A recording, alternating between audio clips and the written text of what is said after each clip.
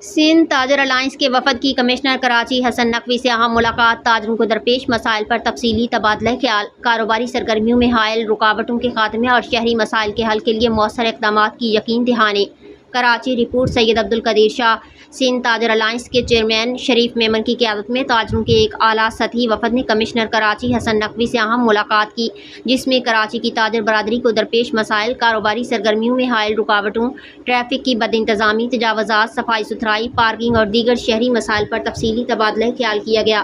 ملاقات کے دوران وفد نے کمشنر کراچی کو آگاہ کیا کہ شہر میں ٹریفک کے مسائل، تجاوزات، پارکنگ کی کمی اور صفائی کے ناقص انتظامات کاروباری سرگرمیوں کو بری طرح متاثر کر رہے ہیں۔ وفد نے مطالبہ کیا کہ تاجروں اور شہریوں کو درپیش ان مسائل کے حل کے لیے فوری اور مؤثر اقدامات کیے جائیں۔ کمشنر کراچی حسن نقوی نے وفد کی جانب سے پیش کیے گئے تمام نکات کو توجہ سے سنا اور یقین دہانی کرائی کہ متعلقہ اداروں کے تعاون سے تاجروں کے مسائل کے حل اور شہری سہولیات کی بہتری کے لیے عملی اور مؤثر اقدامات کیے جائیں گے